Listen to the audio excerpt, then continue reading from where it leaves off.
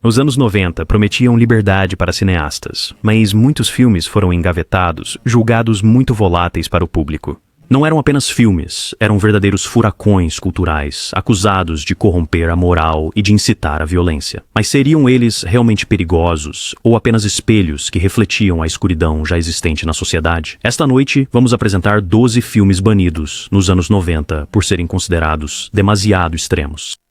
Assassinos por Natureza, lançado em 1994. Quando o longa-metragem Assassinos por Natureza, de Oliver Stone, estreou em 1994, apresentado como uma sátira, ele narrava a história de Mickey e Mallory Knox, dois jovens apaixonados que se transformaram em assassinos em massa e cujo rastro de sangue se converteu em um espetáculo midiático. Woody Harrelson e Juliette Lewis entregaram atuações eletrizantes, adicionando uma energia maníaca como um jornalista de tabloide explorando seus crimes. Alguns o elogiaram como uma ousada condenação psicodélica da obsessão americana por criminosos celebridades. Outros o acusaram de fazer apologia ao assassinato. O que o empurrou para a infâmia não foi somente seu estilo de edição frenético e a violência incessante, mas também o pânico cultural que se seguiu. Pouco tempo depois de seu lançamento, supostos crimes de imitação foram associados ao filme. No estado da Louisiana, um casal iniciou uma série de assassinatos que, segundo seus advogados, foi inspirada por Assassinos por Natureza.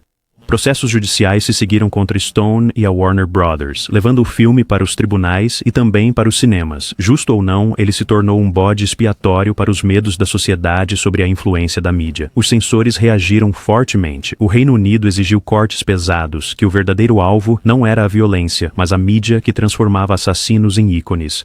Hoje, o filme Assassinos por Natureza se destaca como um dos exemplos mais infames da censura da década de 90. É lembrado menos como uma obra cinematográfica e mais como um verdadeiro fenômeno cultural, um que ousou expor a profunda e sombria fascinação da sociedade por sangue e espetáculo, mas foi silenciado por refleti-lo bem demais. O Homem Morde o Cão, de 1992. A Bélgica presenteou a década de 90 com um dos seus filmes mais chocantes e inquietantes, O Homem Morde o Cão. Apresentou-se como um falso documentário sobre um assassino em série seguido por uma equipe de filmagem. O que começou como uma crítica satírica à cumplicidade da mídia degenerou em um dos lançamentos mais controversos da década. Um assassino charmoso chamado Ben, interpretado por Benoit Poelvoorde, leva uma equipe de documentário consigo enquanto ele assassina vítimas, mas como um comentário sobre o apetite da mídia pela brutalidade. A crítica elogiou sua arte. Venceu a crítica internacional, mas a reação negativa veio logo. A Grã-Bretanha o proibiu por anos, temendo que dessensibilizasse o público, enquanto vários países europeus atrasaram seu lançamento. A controvérsia não era só sobre violência, mas sobre como a violência era mostrada e perturbadoramente cômica.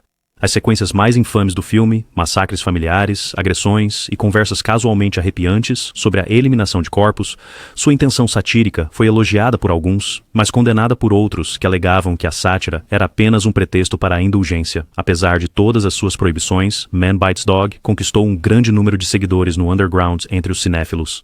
Não foi a carnificina que perdurou, mas a incômoda reflexão que ofereceu. Qual o papel do público ao consumir violência?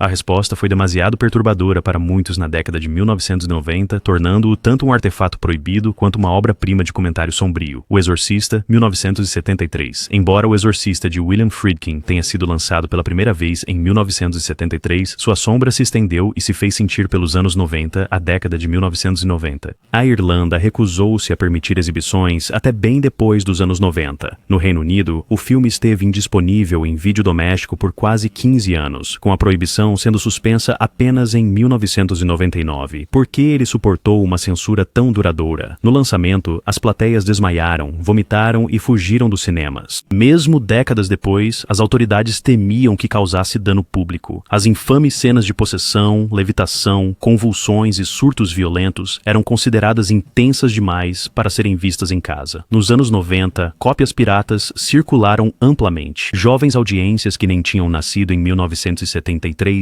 conheciam O Exorcista como o filme mais assustador já feito, mesmo sem permissão para vê-lo. A decisão do Reino Unido de lançá-lo em 1999 sinalizou uma mudança cultural, e os censores reconheceram que a sociedade havia sobrevivido a choques bem piores.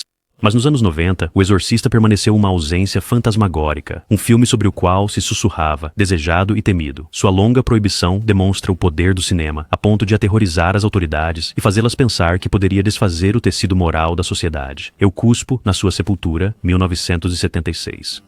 Embora lançado originalmente no final dos anos 70, I Spit on Your Grave permaneceu um dos filmes mais debatidos dos anos 90 devido às suas batalhas de reclassificação. No Reino Unido, o pânico dos chamados videonasties já o tinha colocado em listas proibidas ao longo dos anos 80. O filme conta a história de uma mulher brutalmente atacada e dada como morta, que mais tarde se vinga dos seus algozes. Os apoiantes argumentavam que era uma história intransigente de sobrevivência e retribuição. No Reino Unido, o Conselho Britânico de Classificação de Filmes recusou-se categoricamente a conceder-lhe um certificado durante a maior parte dos anos 90. A Austrália e a Nova Zelândia também o mantiveram banido, considerando-o inaceitável para lançamento nos cinemas ou em casa. No final dos anos 90, I Spit on Your Grave tinha se tornado tanto um grito de guerra feminista para alguns quanto um conto de advertência para outros. Suas proibições não eram meramente censura. Cães de Palha, 1971. O filme Cães de Palha, de Sam Peckinpah, já era infame desde o seu lançamento em 1971, mas, na década de 90, havia se tornado um dos filmes mais contestados na história da censura. Estrelado por Dustin Hoffman como um acadêmico quieto levado à violência brutal na Inglaterra rural, o filme foi chocante, não só pela sua intensidade, mas por como forçou o público a questionar a natureza humana. Ao longo dos anos 80 e até o final dos anos 90, Cães de Palha foi efetivamente banido no Reino Unido. A controvérsia girou em torno de sua representação da violência e da atmosfera crua e claustrofóbica que Peckinpah usou para prender o público num pesadelo moral. Ele desejava explorar a tênue linha entre a civilidade e a selvageria, forçando os espectadores a se perguntarem quando somos levados ao limite do que somos realmente capazes. Na Grã-Bretanha, as tentativas de relançar o filme durante os anos 90 encontraram uma resistência feroz. Não foi senão mais tarde que versões bastante cortadas começaram a surgir, roubando ao filme todo o seu poder bruto. Para os cinéfilos, essa censura tornou-se parte de sua própria lenda. Quando a proibição foi finalmente suspensa no final daquela década, Cães de Palha já se tinha tornado um símbolo de como o cinema era capaz de acender controvérsia muito tempo depois do seu lançamento original. Isso demonstrou que, por vezes, o que mais aterroriza as autoridades não é a violência explícita, mas sim o confronto com as verdades desconfortáveis a respeito da natureza humana. Laranja Mecânica, 1971. A Laranja Mecânica, de Stanley Kubrick, é talvez o exemplo mais conhecido de um filme que foi proibido não por uma decisão governamental, mas sim pelo seu próprio realizador. Após seu lançamento em 1971, o filme imediatamente se tornou um ponto de discórdia cultural. Na década de 1990, sua lenda era enorme porque, no Reino Unido, o público ainda não podia assisti-lo legalmente. A controvérsia surgiu de sua perturbadora mistura de violência estilizada, sátira social e imagens inesquecíveis. Era magnético e aterrorizante, a visão de Kubrick era simultaneamente deslumbrante e horripilante. Quando uma série de crimes violentos na Grã-Bretanha foi supostamente associada a comportamentos de imitação inspirados no filme, a reação pública foi imediata. Temendo pela segurança de sua família e exausto pelos constantes ataques da mídia, o próprio Kubrick solicitou a Warner Brothers que retirasse o filme da distribuição no Reino Unido. A decisão dele o manteve guardado por quase 3 décadas. Nos anos 90, cópias piratas em VHS circulavam secretamente, muitas vezes de má qualidade, mas o suficiente para sustentar a mística do filme. Críticos e fãs estrangeiros discutiam sua genialidade, enquanto o público britânico ficava frustrado, transformando seu mito em algo lendário.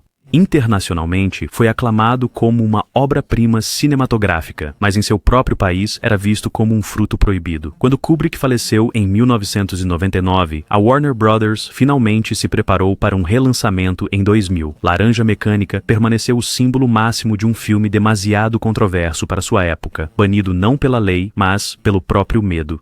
Os anos 90 só aprofundaram sua lenda, provando que às vezes a ausência torna um filme ainda mais perigoso que a presença.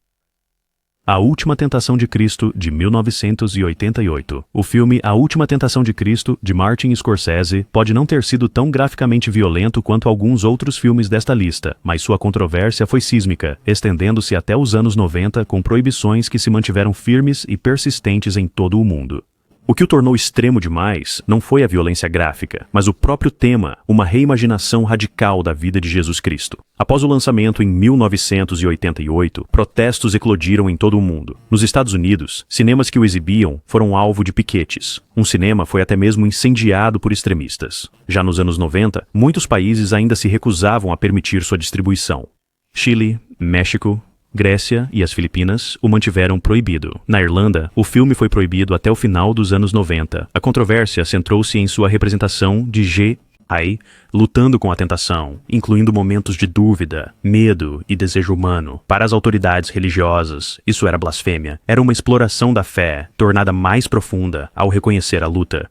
A atuação de Willem Dafoe como Jesus e Harvey Keitel como Judas deu ao filme uma crueza distante dos épicos bíblicos tradicionais. Detratores o condenaram como sacrílego e perigoso. Na década de 1990, a proibição em torno de A Última Tentação de Cristo simbolizou uma batalha maior pela liberdade artística versus a santidade religiosa. Mesmo numa era que se orgulhava do progresso, o filme permaneceu acorrentado pela indignação. O seu lugar no topo desta lista é um lembrete de que a extremidade nem sempre é medida em sangue ou violência.